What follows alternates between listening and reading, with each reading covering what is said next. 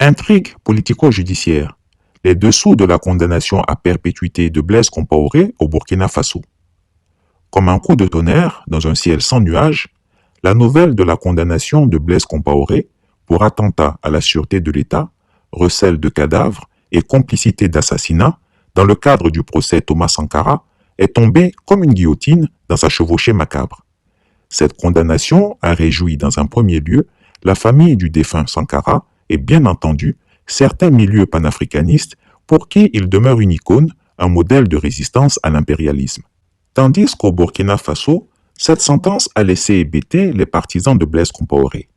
Certains ont même avancé que dans un pays gangréné par le terrorisme, cette décision de justice pourrait compromettre la nécessaire réconciliation des Burkinabés, là où on devrait serrer les coudes pour combattre l'ennemi commun, le djihadisme.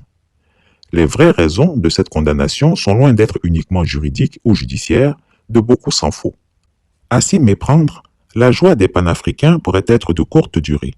Ce à quoi nous avons assisté n'est qu'une phase d'une longue saga politico-judiciaire dont l'épilogue n'est pas encore connu. Ce verdict, disons-le tout net, s'inscrit dans une tactique politicienne à deux temps dont chaque phase a été dictée de bout en bout par une main obscure qui tire les ficelles et qui envisage d'en tirer des dividendes politiques certains. Avec ce qui s'est passé récemment au pays des hommes intègres, qui aurait la naïveté de croire en l'indépendance de la justice sous nos tropiques. Il y a lieu d'être vigilant. N'est-ce pas une énième manœuvre de manipulation? N'est-ce pas sous nos yeux que le lieutenant-colonel Paul-Henri Damiba, tordant le cou au droit et avec la puissance des armes, a réussi à obtenir que le Conseil constitutionnel burkinabé le reconnaisse comme président légitime du Faso, en dépit du fait qu'il ait attaqué brutalement la résidence du président élu, éliminé sa garde, arrêté les membres de son gouvernement et menacé de bombarder le lieu dans lequel il avait couru se réfugier pour échapper à la mort? Ce Conseil constitutionnel sait pourtant que l'Assomption et la notion de président de la République impliquent indubitablement l'onction du suffrage populaire. N'ayant été investi de la moindre once de souveraineté populaire, le lieutenant-colonel Damiba ne peut donc, en toute objectivité, se prévaloir du titre de président du Burkina Faso.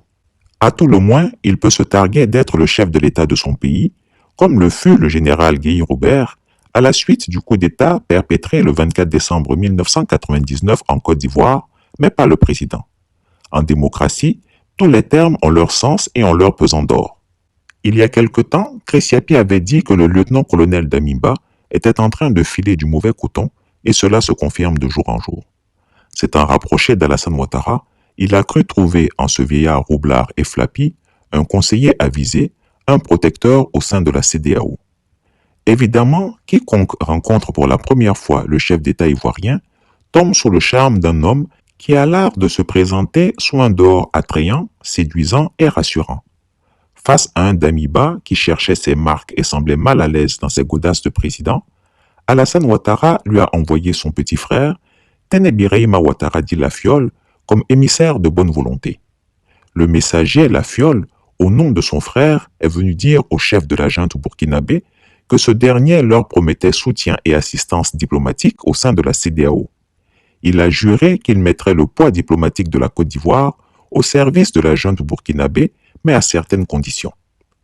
La première de ces conditions est que la junte devait absolument éviter que Guillaume Soro, son ennemi juré, mette les pieds au Burkina Faso et qu'il y soit accepté. La deuxième condition est que, arguant le fait qu'il a capitalisé une certaine expérience en tant que chef d'État, il devait être le chaperon du nouvel homme fort de Ouagadougou.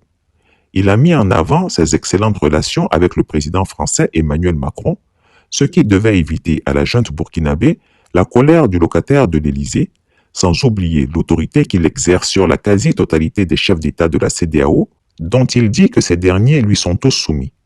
Alors, le colonel Damiba devait s'en référer à lui pour toutes les actions qu'il entendait mener s'il voulait conduire son navire à bon port. Le jeune Damiba, naïf et à la limite ingénu, a cru en cette langue bien pendue du super menteur. Il s'est volontairement subordonné à Alassane Ouattara. Cette inclinaison a été rendue d'autant plus aisée que Téné-Birahima Ouattara dit Lafiole, concomitamment à ses fonctions de ministre de la Défense et de numéro 2 du pays, est aussi le grand argentier de la présidence ivoirienne. Il a donc appuyé les recommandations de son grand frère de 2 valises remplies à ras-bord de billets de banque. Et ce, bien entendu, à l'insu des autres membres de la junte burkinabé, ceux du mouvement patriotique pour la sauvegarde et la restauration, MPSR, qui sont béatement dans l'ivresse de leur nouveau pouvoir. Assuré désormais que le jeune Damiba est entièrement sous son contrôle, le despote d'Abidjan a exigé qu'il libère Roch Kaboré, son autre protégé, ce qui fut fait. Satisfait de la première partie de son plan, Alassane Ouattara a convaincu son nouveau protégé de laisser la justice condamner Blaise Compaoré à perpétuité. Bien que ce dernier ne fût pas le principal accusé et n'était poursuivi que comme complice, Alassane Ouattara, le super menteur, exigea et obtint que ce dernier soit condamné à la prison à vie. La requête fut faite depuis Abidjan et la justice burkinabé s'exécuta sans broncher. Toutefois, il y a une raison machiavélique à cela. En effet, et quoi qu'on en dise, Alassane Ouattara a parfaitement intégré que malgré tous les avatars de la vie et les coups durs qu'il a encaissés, Blaise Compaoré laisserait difficilement tomber son poulain Guillaume Soro, pour ne pas dire jamais. Le mentor du nouveau chef d'État burkinabé expliqua à son disciple que la stratégie consistait à encourager la justice à condamner Blaise Compaoré pour assouvir la soif de vengeance d'une partie du peuple du Faso, notamment les sankaristes. La seconde phase du plan devrait se poursuivre par la condamnation à perpétuité de l'autre ancien président du Burkina Faso, en l'occurrence Roch Kaboré, pour crimes économiques à la suite des audits tous azimuts engagés. Ainsi, il récolterait un soutien populiste et fort opportuniste. Par la suite, adoptant une posture de magnanimité et de réconciliateur, le lieutenant-colonel Damiba leur accorderait une grâce présidentielle salvatrice, une amnistie pour une soi-disant renaissance du Burkina Faso. Ce faisant, il passerait pour un homme de paix, attaché à la concorde et à la réconciliation nationale.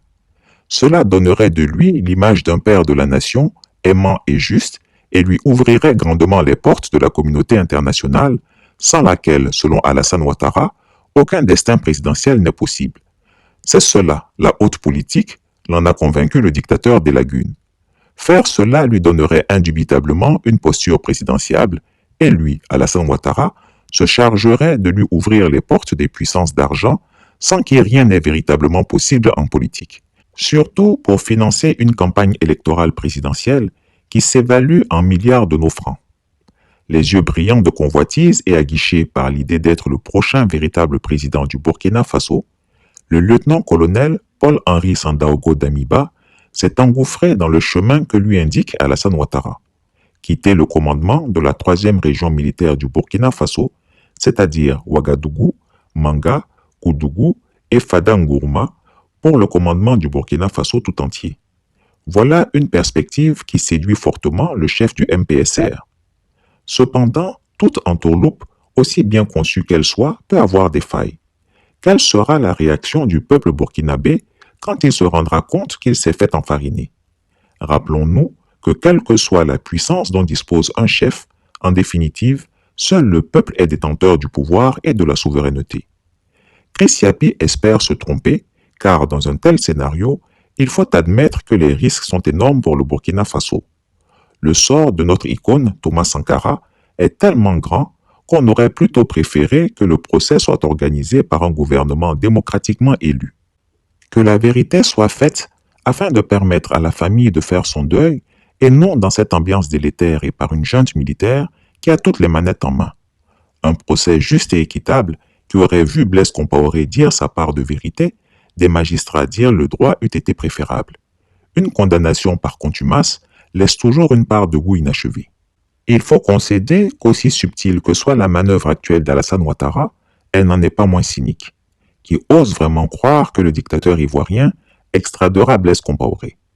Avec sa condamnation à perpétuité par contumace, Alassane Ouattara aura réussi un tour de passe-passe, lui qui a condamné son autre concitoyen Guillaume Soro à la même sentence, perpétuité par contumace. Néanmoins, ce qui nous choque, c'est l'intrusion d'Alassane Ouattara dans les affaires intérieures de ce pays frère. Qui peut objectivement nous dire, après l'épisode farfelu du Conseil constitutionnel burkinabé, que les juges ont décidé, sans l'avis du colonel Damiba et sans l'accord d'Alassane Ouattara, le parrain du premier? Quant au jeune Damiba, qui pense récolter les dividendes de cette entourloupe, il pourrait être le vrai dindon de la farce dans cette affaire. Détesté par les uns et haï par les autres, il n'aura réussi qu'à diviser un peu plus la société burkinabé. Rêve présidentiel. Il pourra alors dire « Adieu, vache veau et lait ». Ce jour-là, Alassane Ouattara, le super menteur, ne sera plus là pour le consoler. Chris Yapi ne ment pas. Retrouvez Chris Yapi sur son nouveau compte Twitter, ses 2 chaînes YouTube, sa chaîne Dailymotion, Instagram et Mediapart.